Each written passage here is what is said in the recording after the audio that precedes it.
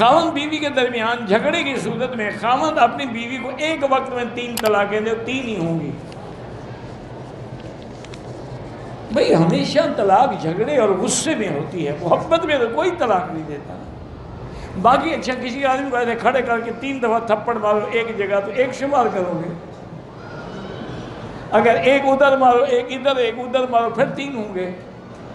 اللہ کے بندے خدا کا خوف کرو، جمہور امت کے نزدیک 3 ہے، صرف بعض اہل حدیث علماء فتویٰ دیتے ہیں، اللہ پاک ان کے فتوے کو بھی قبول کرے۔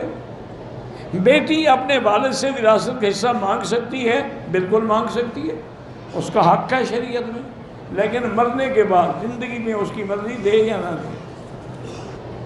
مہندی لگانے کا حکم تو حدیث میں بھی ہے، ترمذی کے اندر حدیث ہے، حضور نے فرمایا غیروا شیبکم ولو بشیء۔ نماز جنازہ جس کو نہ آئے چپ کر کے کھڑا رہے، اللہ اکبر اللہ تکبیریں کہہ دے، وہ بھی ہو جائے گا۔ موبائل میں بلا وجہ ایک ہے دین کے کام کی تصویر، وہ الگ بات ہے۔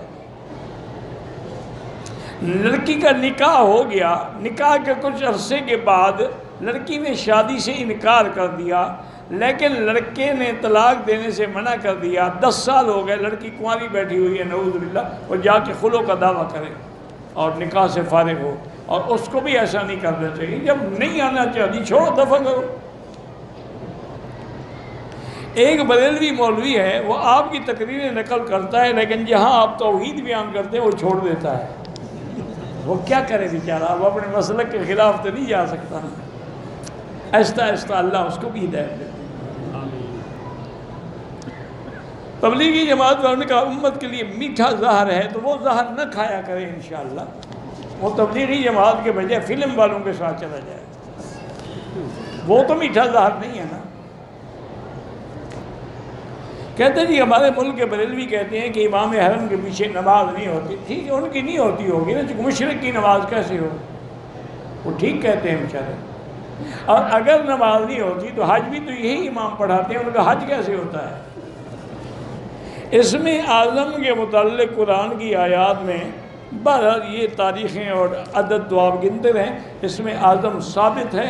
حضور نے فرمایا الذی اذا دعی بہ استجاب، اس میں اعظم وہ ہوتا ہے جس کے ذریعے دعا کرو تو قبول ہوتی ہے۔ لیکن یاد رکھیں اکثر اولیاء اللہ اور علماء کہتے ہیں کہ اصل اسم اعظم جو ہے وہ اللہ ہے، لیکن شرط یہ ہے کہ اس طرح کا ہو تمہارے دل میں اور کوئی خیال نہ ہو۔ کہتے ہیں جی کہ آپ نے وسیلے کا انکار کیا تھا، بخاری شریف کی حدیث میں موجود ہے کہ 3 آدمیوں نے غار میں پھنسے ہوئے تھے، وسیلہ ثابت، وہ اعمال سے وسیلہ پکڑا تھا، شریف آدمی کسی بندے سے وسیلہ پکڑا تھا، اعمال کے وسیلے کا تو کسی کو انکار نہیں ہے، انہوں نے اپنا عمل پیش کیا تھا، اس سے وسیلہ پکڑا تھا، وسیلہ بالاعمال کا تو کوئی بھی منکر نہیں ہے، نہ سمجھتے ہیں ویسے بخاری شریف نے پڑھ لی ماشاءاللہ، تو اس میں کیا لکھا ہوا ہے، انہوں نے کس بزرگ کا وسیلہ پکڑا تھا، شہباز قلندر کا یا علی حجویری کا؟ حضرت تھانوی کے پاس ایک آدمی آیا، حضرت تھانوی جو تھے نا حکیم الامت، یعنی بڑا اللہ نے حکمت اور علم دیا، وہ حضرت کی خدمت میں آیا اور اس نے کہا کہ حضرت حضور پاک کا وسیلہ مانگنا مدینہ شریف میں جا کر حضور کے واسطے سے دعائیں کرنا جو ہے کیا جائز ہے؟ آپ جانتے تھے کہ یہ مسئلے پوچھنے والا اہل حدیث ہے، یہ اس کا منکر ہے۔ حضرت تھانوی تو قائل تھے نا، حضرت حاجی امداد اللہ مہاجر مکی بھی قائل تھے، حضرت تھانوی بھی قائل تھے وسیلے کے، لیکن اس کو بھی وہ جانتے تھے کہ بھئی یہ منکر ہے، یہ تو قائل ہے۔ فرمایا بھائی اگر مدینے میں جا کے صلاۃ و سلام پڑھو حضور صلی اللہ علیہ وسلم پر، یہ عمل صالح ہے یا عمل صالح نہیں ہے؟ انہوں نے کہا جی حضور پہ صلاۃ و سلام پڑھنا، درود پڑھنا، پر میں بس اسی عمل کا واسطہ دے دیا کرو کہ یا اللہ میں نے جو حضور کی زیارت کی ہے نا اس کا واسطہ، تو عمل کا واسطے میں تمہیں اختلاف نہیں ہے نا تمہیں؟ اس نے کہا ہاں جی، اس میں نے کہا بس اسی کا واسطہ دے دیا کرو۔ وہ بیچارہ چپ، اس کو بات سمجھ آتی، اللہ والے بات سمجھاتے ہیں نا جی۔ تو اس لیے کسی پر اعتراض نہ کیا کرو، لیکن حالات یہی ہیں، فتویٰ یہی ہونا چاہیے کہ سیدھا اللہ سے مانو، کیونکہ جب تھوڑی سی آدمی کو ٹرین میں کھڑے ہونے کی جگہ دے دو نا تو بیٹھنے کی اگلا بڑھا لیتا ہے، جب تھوڑے سے وسیلے کی اجازت دے دو گے پھر اللہ چھٹی پہ چلے جائیں گے، تم نے مانگنا بھی انہیں سے ہے۔ یہ میں نہیں کہتا، باقاعدہ والے اعلیٰ حضرت نے لکھا ہے، خدا کے بندے میں وحدت کے سوا کیا ہے، مجھے جو کچھ بھی لینا ہے میں لے لوں گا محمد سے۔ کہتے اللہ کے بعد بھائی کچھ نہیں، سارا نبی کو دے دیا، خود تو فارغ ہو گئے۔ انا للہ و انا الیہ راجعون۔ اس لیے اجازت نہ دیا کرو تاکہ لوگ پھر وسیلہ باقی رہے گا، اللہ کی ذات باقی نہیں رہے گی۔ علم لدنی کا معنی ہوتا ہے کہ اللہ اپنی طرف سے اس کو القاء کر دیتے ہیں، کسی مدرسے میں نہیں پڑھتا۔ علمناہ من لدنا علما، علم ابجد شبد نجوم شجوم سب حرام ہیں۔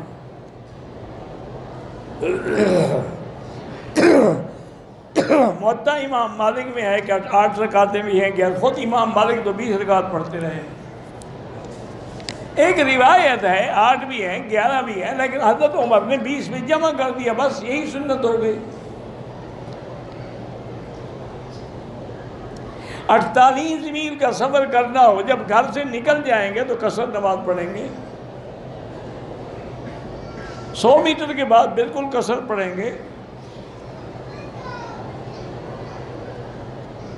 کہتے جی کہ قرآن پاک میں ہے رب المشرقین و رب المغربین، تو 2 مشرق اور 2 مغرب، حالانکہ مشرق تو ایک ہے، ہر ملک کی مشرق الگ ہے نا، اور گرمیوں کی مشرق الگ ہے اور سردیوں کی الگ ہے۔ اللہ نے رب المشارق والمغارب بھی تو فرمایا ہے نا۔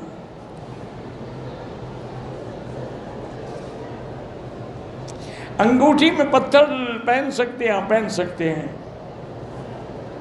بہرحال صفوں کا اتصال کیا کریں، نماز میں ضروری ہے۔ ظہر کے وقت تھکاوٹ تھی، بخار میں تھا، سنت نہیں پڑھ سکا، مسافر کے لیے سنت ویسے ہی معاف ہے۔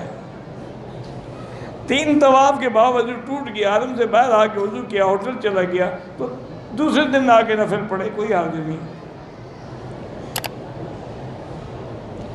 عمرے کے طواف کے دوران والدہ کی ویل چیئر چلاتے ہوئے میں نے اپنا دائیں کندھا کھولنا بھول گیا، کچھ نہیں ہوتا۔ میری بیٹی کی پیٹھ پہ دانا ہوا تھا، کل عمرے پر بہت بار راستے میں پھٹ گیا تھا، گھبرا کر صاف کیا، دوران بدلی کیا ہے، کپڑا لگ گیا، کچھ نہیں ہوتا، کپڑے کو بھی لگ گیا، کپڑا دھو ڈالے بس۔ میں نے آپ کے توحید کے درس سن کے اللہ کا شکر ہے اپنا عقیدہ ٹھیک کیا ہے، آپ کو استاد سمجھتا ہوں، بہرحال جزاک اللہ خیر، اللہ پاک آپ کو صحیح عقیدے پہ قائم دائم رکھے۔ میں نے حلق کروا کے احرام اتارا، میرے احرام میں پاخانہ لگا ہوا تھا، تو طواف ایک دفعہ دوبارہ کرو۔ طواف کے تصویر کا ہم تو کہتے ہیں جائز نہیں ہے، پھر دلائل ان سے اسٹیٹ لائف انشورنس وغیرہ سب ناجائز ہے۔ ایک ہے کسی گورنمنٹ کی پالیسی ہے تو پھر ہم مجبور ہیں۔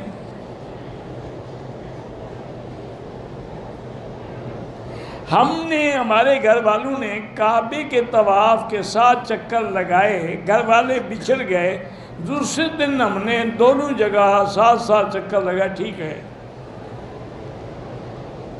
اکثر ہوٹل والوں سے کہتے ہیں کہ مرغی باہر کی ہے وہ نہ کھایا کریں، نکاح کے اوپر نکاح نہیں ہوتا۔ احرام کے بعد میں نے عمرے کے بعد اپنے بال خود کاٹ لیے، جائز ہے۔ میرے والد کو حفیم کے نشے کی عادت ہے، اب ڈاکٹر بھی کہتے ہیں کہ ایک دم نشہ نہ چھوڑو، ٹھیک ہے تو اس کو کم کرنے کی کوشش کرو۔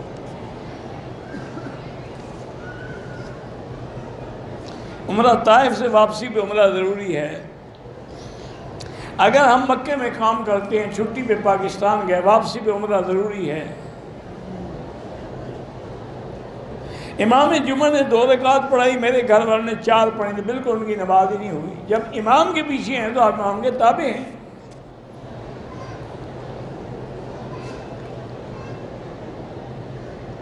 بہرحال مدینے سے آئے ہیں، بیوی حیض سے ہے، جب تک پاک نہ ہو عمرہ نہیں کر سکتی، پاک ہو کے غسل کرے عمرہ کرے۔ شیعہ جو ہے نا وہ بھی کئی بلا ہے، کئی قسم کے ہوتے ہیں۔ بہرحال جو سیدنا صدیق کی صداقت کا منکر ہو، بی بی عائشہ کی عصمت کا منکر ہو، اللہ کے